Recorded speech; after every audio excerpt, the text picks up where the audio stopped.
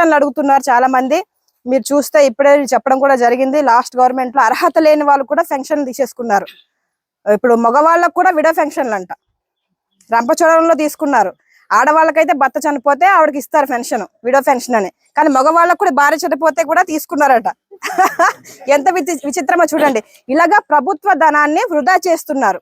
Last government అలా చేయడం వల్ల ఈ రోజు కొన్ని వేల మంది రాష్ట్ర వ్యాప్తంగా అసలు సంబంధం లేకుండా పెన్షన్ తీసుకున్నటువంటి వ్యక్తులు, అంటే కాలు లేదని 100% చేసేసుకొని కాలు బాగోలేదు, చేయి బాగోలేదని పెన్షన్లు తీసేసుకుంటున్నారు. నిజంగా కాలు బాగోలేని వాడికి పెన్షన్ లేదు ఈ రోజు.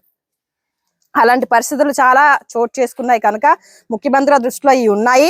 మళ్ళీ ఒకసారి పూర్తి స్థాయిలో సర్వే చేసి ఎవరైతే అర్హత కలిగి ఉన్నారో, నిజంగానే వాడికి కాలు బాగోలేదు, లేకపోతే భర్త చనిపోయిన మహిళ ఉంది, లేకపోతే వయసు అయిపోయిన మహిళ ఉంది, 60 సంవత్సరాలు పూర్తయినటువంటి వ్యక్తి ఉన్నారు, ఇలాంటి వాళ్ళు ఎవరు ఉన్నారో వాళ్ళకి నిజంగా ఉన్నటువంటి వాళ్ళందరికీ కూడా పెన్షన్ ఇచ్చి, అర్హత లేని వారికి పెన్షన్ తీసేసి మళ్ళీ కొత్త పెన్షన్లు కూడా ఇస్తామని ముఖ్యమంత్రి గారు హామీ ఇచ్చారు.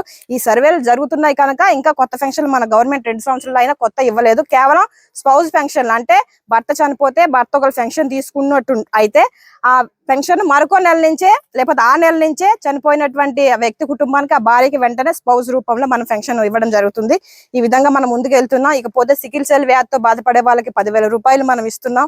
ఇవన్నీ జరుగుతూనే ఉన్నాయి, నెమ్మదిగా జరుగుతున్నాయి. కాకపోతే ఒక్క విషయం మీరు గమనించాలి, ఎమ్మెల్యే గారు ఈ 2 సంవత్సరాలు అవుతుంది, ఇంకా మా ఊరికి ఏం చేయలేదు చాలా గ్రామాల్లో అడుగుతున్నారు. కానీ మన ఎమ్మెల్యే అయినా కానీ రాష్ట్రంలో 5 సంవత్సరాలు ఉన్నటువంటి డబ్బు అంతా కూడా సర్వనాశనం చేసేసారు జగన్మోహన్ రెడ్డి. మనం ఏమైనా ఎక్కడైనా పెట్టుబడులు చేద్దాము, లేకపోతే రోడ్డు వేద్దాము, లేకపోతే బోర్ వేద్దాము, లైట్ వేద్దామంటే ఎక్కడ డబ్బులు లేవు. ఈ రోజు సర్పంచుల పరిస్థితి ఎలా ఉందంటే, సర్పంచుల ఖాతాలో డబ్బులు వేసి లాస్ట్ గవర్నమెంట్ లో ఆ డబ్బులు మరొక రోజు తీసేసినటువంటి పరిస్థితి. ఈ రోజు పవన్ కళ్యాణ్ గారు పంచాయతీరాజ్ మినిస్టర్ గా ఉన్నారు కనుక సర్పంచుల అకౌంట్ లో మళ్ళీ మనం లక్షల రూపాయలు డబ్బులు వేసాం. మన గవర్నమెంట్ లో డబ్బులు వేసాం కాబట్టి ఇప్పుడు వీధి రోడ్లని, బోర్లని, చిన్న రిపేర్ వర్క్లని ఇవన్నీ చేస్తున్నారు. ఈ విధంగా మనం ముందుకెళ్తున్నాం. దయచేసి అర్థం చేసుకోండి. రాబోయే రోజుల్లో అన్ని కూడా సర్పంచ్ ఎలక్షన్లు వచ్చేటప్పటికి అన్ని పరిస్థితులు మారుతాయి. ఇప్పుడు గ్రామాలు అభివృద్ధి చెందాలంటే సరైన అభ్యర్థిని, సర్పంచ్ మన వ్యక్తి, బాగా పనిచేస్తాడు, చదువుకున్న వ్యక్తి, ప్రజలకు సేవ చేసేటువంటి ఒక మంచి ఆలోచన ఉన్న వ్యక్తిని ఎంచుకుంటే మన గ్రామాలు బాగుపడతాయి. అంతేగాని ఎవరో చెప్పారు, ఎమ్మెల్యే గారు చెప్పారు, పెద్ద మనుషులు చెప్పారు, వాళ్ళకు ఓటేసేస్తే మంచి అయిపోతుంది, అది కాదు విషయం. ఎవరైతే రూపాయి కకృత పడకుండా పంచాయతీ నిధులు పంచాయతీకి ఉపయోగించేటువంటి వ్యక్తి, మంచి ఆలోచన ఉన్నటువంటి వ్యక్తిని మనం ఎన్నుకుంటే మన ఊర్లు బాగుపడతాయి.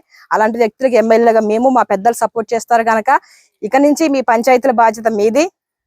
ఖచ్చితంగా పంచాయతీలు అభివృద్ధి చేసేటువంటి బాధ్యత మీ ఎమ్మెల్యేగా మేము తీసుకుంటాము. రాబోయే రోజుల్లో ఈ ఊరికి మరొక వాటర్ ట్యాంకు, రోడ్లు వేసే బాధ్యత ఎమ్మెల్యేగా నేను తీసుకుంటాను. మీ అందరికి హామీ ఇస్తున్నానమ్మా.